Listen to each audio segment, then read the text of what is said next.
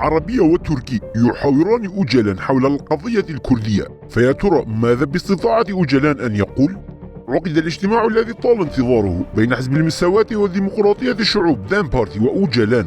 بعد الاجتماع كان من المرتقب والمؤمل أن يدلي دان بارتي ببيان فوري عقب اللقاء، لكنه أخر الإدلاء به بعد مرور 24 ساعة، وذلك بسبب عقد وفد دان بارتي في البداية اجتماعات مع قيادة باكيكا في تركيا ومؤسسات الحزب في بلجيكا والتشاور معها حول آراء أوجلان. ومن ثم تحدث الوفد مع وجود شكوك شبه قطعية بأن منظومة باكيكا كاجاكا قد طلبت منه عدم قول بعض الأشياء وحذفها وإزالتها من البيان، في الوقت الذي أبلغت من جانبها أيضا الدولة التركية الوفد الزائر بما يجب الإعلان عنه وما لا يجب.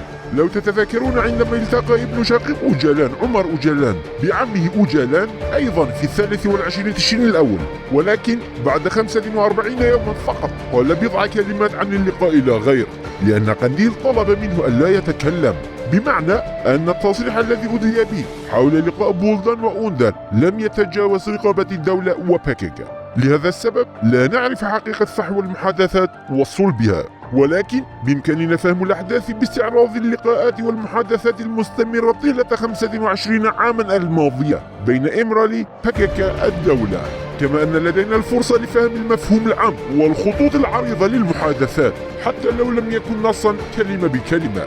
فيا ترى من مثل الكرد على طاولة إمرالي؟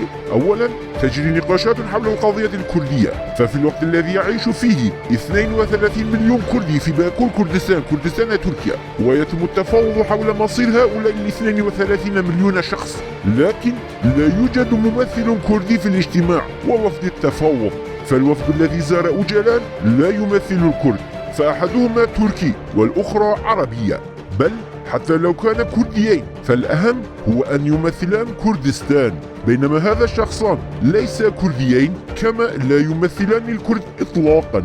ومن المثير للاهتمام أيضا أنه عندما عاد أوجلان من كينيا إلى تركيا عام 99 قال أمي تركية، وقال بعدها لا أحسب كثيرا على الكرد، ففي دمشق لم أكن نتحدث اللغة الكردية قط، آنذاك أوجلان أيضا ليس كرديا.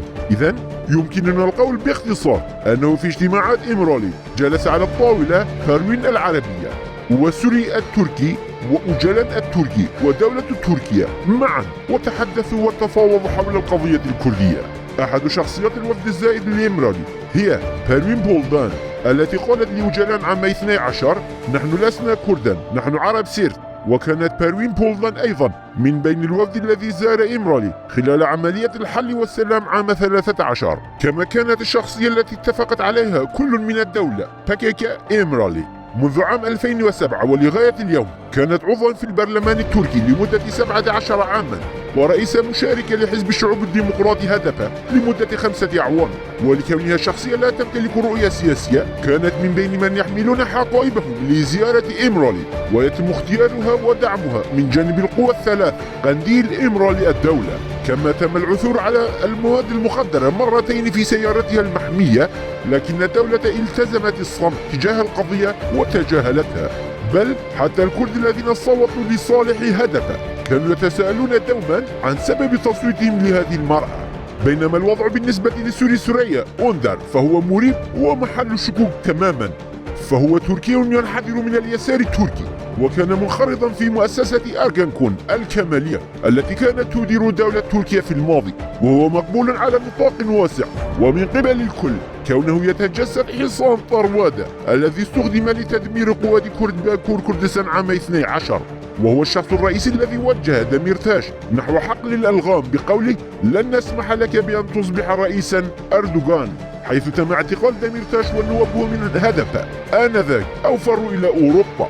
لكن سوري سوريا أوندر الذي قاد هذه الحملة أصبح برلمانيا مرة أخرى، وتم تعيينه نائبا لرئيس البرلمان مقابل خدماته الجليلة هذه. فيا ترى ماذا يستطيع أوجلان أن يقول؟ من المثير للاهتمام أن وسائل الإعلام التابعة لدولة تركيا وكذلك وسائل الإعلام باكيكا قالت إن تصريحات أوجلان ستكون مهمة للغاية، وأصبح الجميع يتساءل ماذا سيقول أوجلان؟ لكن السؤال من صميمه خطأ، والصحيح أن يتساءلوا ما الذي تريده الدولة من أوجلان أن يقوله؟ نعم، فمنذ عام 99 لم يقل أوجلان شيئا لا ترغب به الدولة التركية ولا تريده أو يضر بمصالحها. انظروا جيدا، قد يكن البعض منكم حبا كبيرا لأوجلان ويعتقد أنه قدم خدمة جليلة، لكن القضية ليست كما تعرفونها. ما أرادته الدولة نفذه أوجلان وقاله. أمرته الدولة بانسحاب الجريلة فتم انسحابهم. قالت الدولة ليستأنف باكيج القتال فبدأ القتال. قالت ليكن هناك خرق لوقف إطلاق النار فتم خرقه. بالنسبة لانتخابات اسطنبول قالت احصلوا لنا على المزيد من الأصوات فتم ذلك.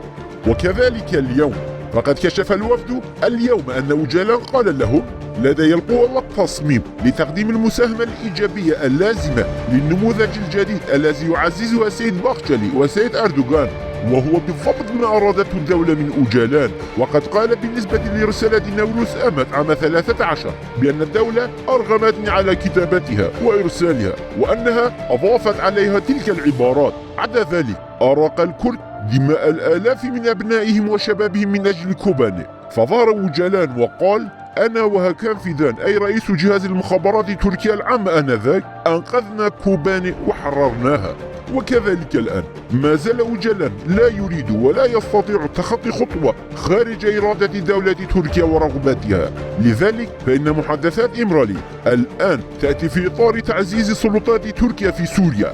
نعم، فأوجلان أبدى أيضا وجهة نظر ذات الصلة بالكرد، حيث أدلى بتصريحات مثل تجديد روح أشمة، السلام تركيا الكردي، الخطوات اللازمة للحفاظ على سلامة وحدة تركيا. فأوجلان لم يقل أي شيء جديد بسبب هذه الحقيقة. وقيل لنا ماذا أرادته الدولة. تقديس كلام أوجلان وخطاباته بحد ذاته خطأ ومغالطة كبيرة، ولكن محاولة غور خطاباته والكشف عن المعاني العميقة المتعلقة بمصلحة الكرد خطأ أعظم وأكبر. باختصار، لقاءات إمرالي ليست لقاءات من أجل حل القضية الكردية، بل هي لقاءات واجتماعات لإدارة القضية الكردية للدولة التركية.